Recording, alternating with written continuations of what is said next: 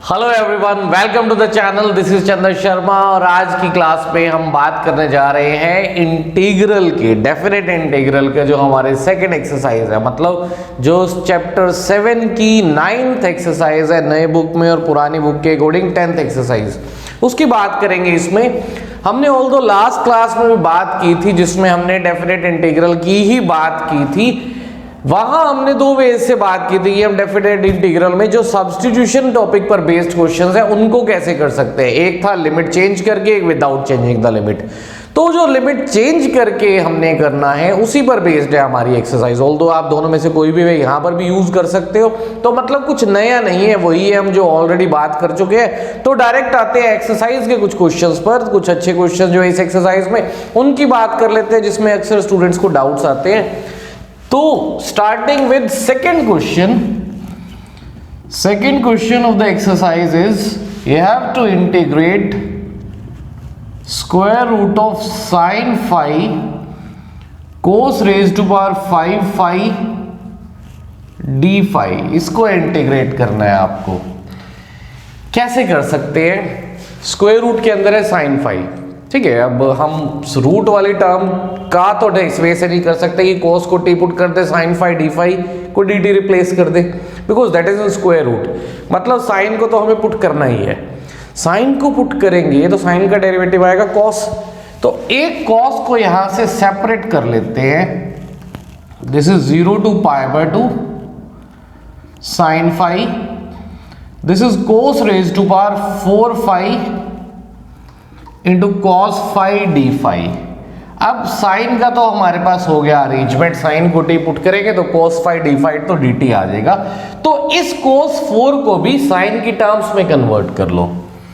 कैसे कर सकते हैं कन्वर्ट?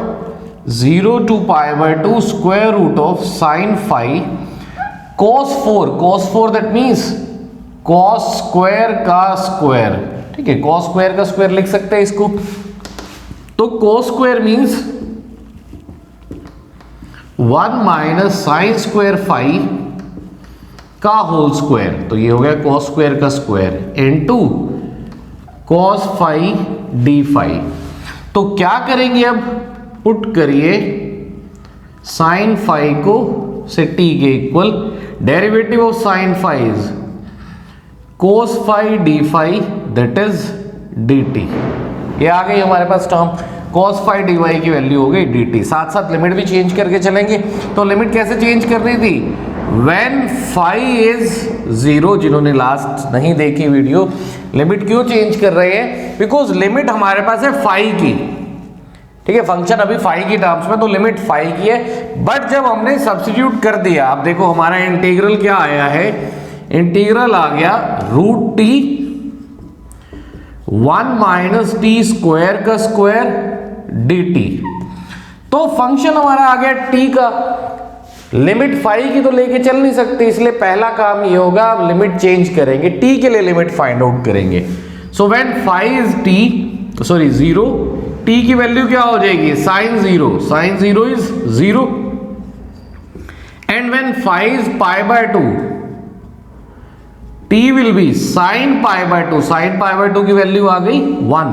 तो अब लिमिट हो गई हमारी 0 to 1। अब वो लिमिट नहीं रहेगी 0 to π/2, now new limit is 0 to 1। अब इंटीग्रेट कैसे करेंगे? This is 0 to 1 square root of t। पहले यहां होल स्क्वायर अप्लाई करेंगे, a माइनस बी का whole square that is a square plus b square, sorry b square, तो t square का square हो गया that is t4 minus 2t square dt। अब root t को मल्टीप्लाई करिए। Root t मतलब t रेज टू पावर 1/2 है, इसको मल्टीप्लाई किया हमने तो हमारे पास ये टर्म आ गई t रेज टू पावर 1/2। ये तो एज इट इज 1 से मल्टीप्लाई हुआ। Next t raise to power 1/2 into t raise to power 4। Basis are same, powers add हो जाएंगी। 1/2 plus 4 that is t raise to power 9/2 minus 2। अब फिर से t की पावर 1/2 और ये t की पावर 2, तो t raise to power 5/2 dt। ये आ गया फंक्शन। अब इसको इंटीग्रेट करेंगे, इंटीग्रेट किया t रेज टू पावर 1/2 का हो गया t raise to power 3/2 divided by 3/2 plus t raise to power 9/2 plus 1 that is 11/2 divided by 11/2 t raise to power 5/2 plus 1 that is 7/2 divided by 7/2 and limit is from 0 to 1। Limit put करेंगे, 1 put किया, पहले upper limit put कर रहे हैं, 1 put किया तो ये क्या आ गया 2/3 2/11 माइनस 4/7 माइनस में लोअर लिमिट पुट करेंगे, 0 ही है, सारी टर्म 0 हो जाएंगे हमारे पास, तो यही रह गया। अब इसको सॉल्व करना है हमें। सो this is 77 into 3 this is 231 154 plus 42 minus 33 into 4 this is 132। Fine, तो सब्ट्रैक्ट किया 154 and minus 132 that is 22 and 42 64 divided by 231। ये रहेगा हमारा answer. So third question is you have to integrate sin inverse 2x over 1 plus x square dx। इस function को integrate करना है। कैसे इंटीग्रेट करेंगे? या तो आइडेंटिटी यूज करिए, sine inverse 2x over 1 plus x square, अगर आइडिया है आइडेंटिटी का, इनवर्स की आइडेंटिटीज का, that is 2 tan inverse x। अगर आइडेंटिटी यूज नहीं करना चाहते तो क्या करेंगे, पहले फंक्शन को सिंप्लीफाई करेंगे, लाएंगे वही आइडेंटिटी, खुद से सिंप्लीफाई कर लेंगे, आइडेंटिटी नहीं मालूम तो क्या करेंगे, इसके लिए पुट किया हमने x को से tan थीटा के इक्वल इन दिस फंक्शन। अभी हम सब्स्टिट्यूशन मेथड नहीं लगा रहे, हम सिर्फ इस इनवर्स वाले फंक्शन को इंटीग्रेट कर रहे हैं, क्योंकि आइडेंटिटीज वाला पार्ट अब जो है कोर्स के अकॉर्डिंग जो है नहीं है, तो इसलिए कुछ टीचर्स उस पर ध्यान नहीं देते, स्किप करवा देते हैं। बट मेरी सजेशन तो है आइडेंटिटीज ध्यान रखिए, काम आएंगी, ठीक है। तो नहीं तो फिर ये ऑल्टरनेट हमारे पास है ही, हमने पुट किया इसमें x की value tan theta, so this is sin inverse of 2 tan theta over 1 plus tan square theta that is sin 2 theta। तो sin inverse of sin 2 theta क्या आ गया, सिर्फ 2 theta। अब थीटा की वैल्यू क्या रहेगी, x was equal to sin tan theta, तो theta क्या आ गया tan inverse x। that means हमारा जो इंटीग्रल है वो क्या हो जाएगा 0 to 1, 2 तो कांस्टेंट है बाहर ले लिया, tan inverse x dx। So this function is equal to this, हमने रिप्लेस कर दिया इसको tan इनवर्स x से। अब tan इनवर्स x का इंटीग्रल आपको फाइंड आउट करना है, तो 1 इंटू tan इनवर्स करके बाय पार्ट्स लगा देंगे। Inverse first function, this is second function, तो क्या रहेगा इंटीग्रल इसका tan inverse x। Do a thing, इसको I1 लेट करके अलग से कर लो, क्योंकि हमारे पास अभी बाय पार्ट्स लगना है, तो हमने इसको लेट कर लिया I1 that is equal to 1 into tan inverse x dx। okay, so this is first and this is second। अभी हम लगा रहे हैं बाय पार्ट्स, तो क्या रहेगा tan inverse x as it is, first function as it is, integral of second 1 का integral this is x minus derivative of first function 1 over 1 plus x square, integral of second that is x dx। अब क्या रहेगा, ये आ गया हमारे पास x tan inverse x, this is I1। यहां क्या करना है अब हमें 1 over 1 plus x square dx। तो क्या करेंगे, सब्स्टिट्यूशन लगाएंगे, 1 plus x square को t लिया, 2x dx is dt, तो x dx की वैल्यू, इस x dx की वैल्यू क्या आ जाएगी 1/2 dt over this term is t। so x tan inverse x minus 1/2 log of t t की वैल्यू वापस रिप्लेस करेंगे, this is 1/2 log of t, t is 1 + x²। ये आ गया हमारे पास I1, दैट मीन्स इस फंक्शन का इंटीग्रल रिप्लेस कर दो, तो I की वैल्यू क्या आ जाएगी, twice of this integral, that is twice of x tan inverse x 1/2 log 1 + x² and limit is from 0 to 1, 0 से 1 तक। रिप्लेस करेंगे x की वैल्यू 1 पुट की, this is 1 into tan inverse 1, tan inverse 1 minus 1/2 log of 1 + 1 that is 2 minus lower limit 0 put करेंगे तो this is 0, यहां 0 put किया तो this is log of 1, log 1 0 ही होता है तो वो भी टर्म 0 हो जाएगी। तो ये रह गया tan inverse 1 that is π/4 1/2 log 2 as it is, ये भी 0 ये भी 0, so this is π/2 minus log 2, ये रहेगा हमारा answer. So fifth question is 0 to π/2 sin x dx divided by 1 plus cos² x। Integrate कैसे करना है, cos को t पुट करेंगे, पुट किया हमने cos x को t, so minus sin x dx is dt, तो sin x dx की वैल्यू आ गई minus of dt divided by 1 plus t²।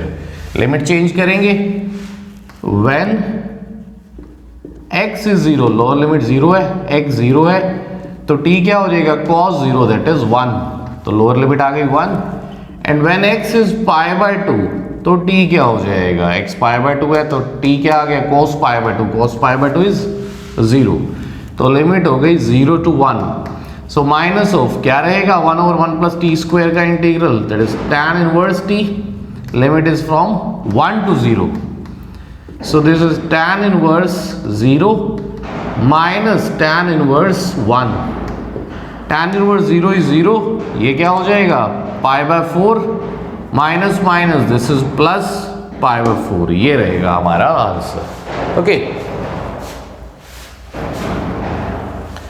Question number 7 की अगर हम बात करें, 7th question is -1 to 1 given है, limit function is 1/x² + 2x + 5, इसे हमें इंटीग्रेट करना है। अब ऑब्वियस है डिनोमिनेटर में हमारे पास एक क्वाड्रेटिक टर्म आ रही है, तो क्या करेंगे, इसमें कंप्लीटिंग द स्क्वायर लगाएंगे, फैक्टर्स बनते होते तो पार्शियल लगा लेते, फैक्टर्स नहीं बन रहे तो कंप्लीटिंग द स्क्वायर लगा लेंगे। तो क्या करना है इसमें, अब हमें कंप्लीटिंग द स्क्वायर अप्लाई करना है, सो dx over this is x² plus 2x। अब क्या करते हैं इसके बाद, x के कोफिशिएंट का हाफ, 2 का हाफ दैट इज 1, तो 1 का स्क्वायर हमने ऐड किया और 1 का स्क्वायर ही सब्ट्रैक्ट किया, सो this is -1 to 1 dx over, ये क्या हो गया a² + b² + 2ab that is x + 1 का स्क्वायर प्लस 5 - 1, तो ये हो गया 4 यानी कि 2 का स्क्वायर, तो 1/x² + a² यूज करेंगे, 1/x + a² क्या हो जाएगा 1/a tan inverse x/a, limit is from -1 to +1।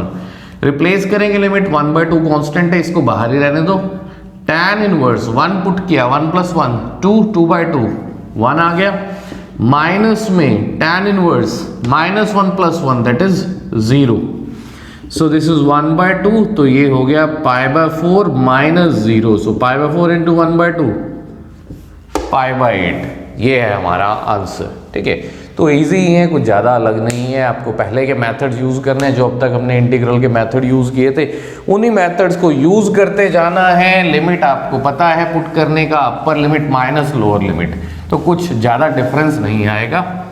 अगर आपका इनडेफिनेट वाला पार्ट जो है वो अच्छे से क्लियर है तो इसमें आपको बिल्कुल दिक्कत नहीं होगी। जो थोड़ा बहुत अलग आएगा वो हमारे पास अभी नेक्स्ट टॉपिक में आएगा, जिसमें हमने प्रॉपर्टीज की बात करनी है। ओके, सो 8th क्वेश्चन पर आते हैं। बहुत अच्छा क्वेश्चन है ये। 1 से लेकर 2 तक लिमिट है and function is 1/x minus 1/2x square e raise to power 2x dx। अब क्या करेंगे, बाहर e raise to power something, अंदर दो फंक्शंस, याद आ रहा है कुछ बाय पार्ट्स में हमने बात की थी, एक फंक्शन होगा प्लस उसी का डेरिवेटिव होगा f(x) plus f'(x) into ex dx, यही फॉर्म होती थी हमारे पास। तो वहां क्या है, f(x) और एक टर्म उसका डेरिवेटिव, अभी तो डायरेक्ट डेरिवेटिव नहीं है तो बाहर भी अभी e raise to power x नहीं है, बाहर भी e raise to power x ही होना चाहिए, मतलब e raise to power t, e raise to power x ऐसा ही कुछ होना चाहिए, यहाँ e raise to power 2x है। तो पहले इसको उस फॉर्म में लाएंगे।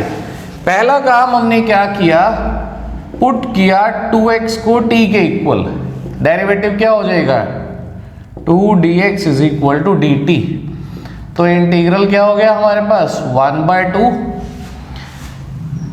e raise to power t dt, और यहां क्या आएगा, दिस वाज 1/x, x की वैल्यू क्या हो गई t/2, तो 1/t/2 तो रेसिप्रोकल हो गया, दिस इज 2/t माइनस 1/2 तो एज इट इज, अब x की वैल्यू t/2 पुट की तो t²/4, इसको अभी रुकिए, तो ये हो गया t²/4 तो रेसिप्रोकल होगा, 4 न्यूमरेटर में आ गया, साथ में आया था हमारे पास et dt। अब क्या है, 2 थ्रू आउट कॉमन ले लो, this is 1/t minus 1/t² et dt, 1/t का डेरिवेटिव माइनस 1/t² आ गया उसी फॉर्म में, ठीक है। तो करना क्या था, लिमिट हमने चेंज नहीं की थी, लिमिट चेंज कर लेते हैं, अभी लिखी भी नहीं है हमने limit. So when x was 1, t क्या हो जाएगा twice of 1 that is 2, and when x is 2 t हो गया twice of 2 that is 4। Limit आ गई हमारे पास अब 2 से लेकर 4 तक।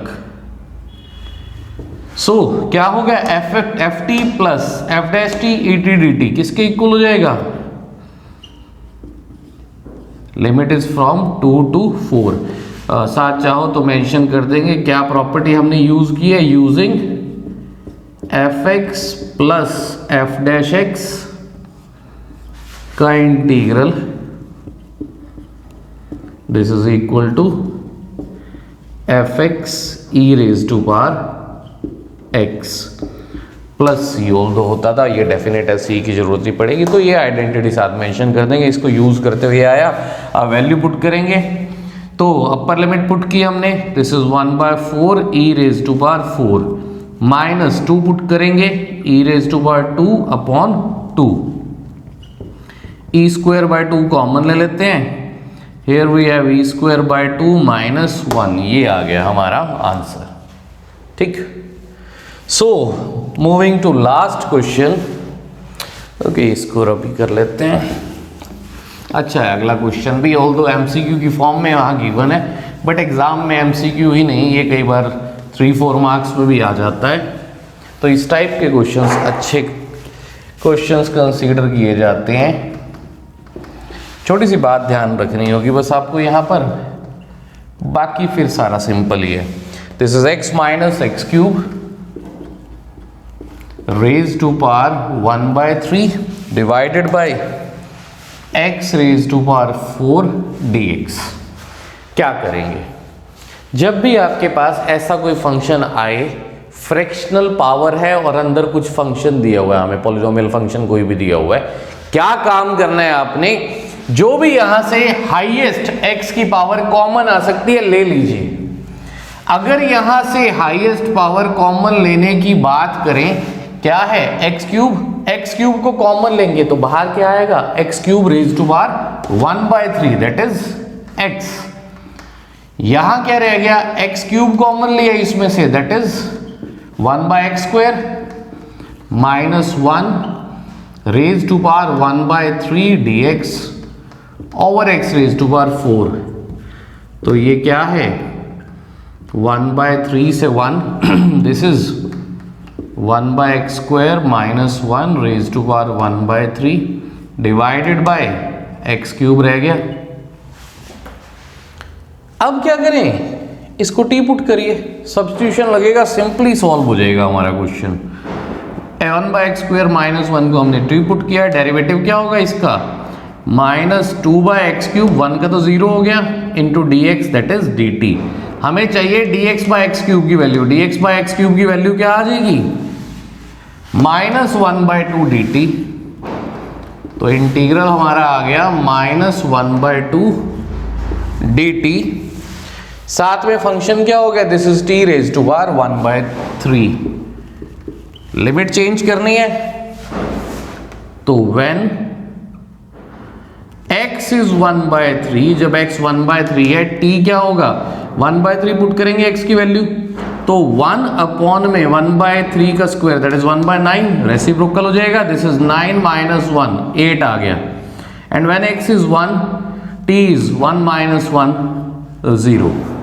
तो दैट मीन्स लिमिट हो गई अब हमारी 8 से लेकर 0 तक। अब इंटीग्रेट करेंगे -1/2 t 1/3 का integral 1/3 + 1 that is 4/3 divided by 4/3।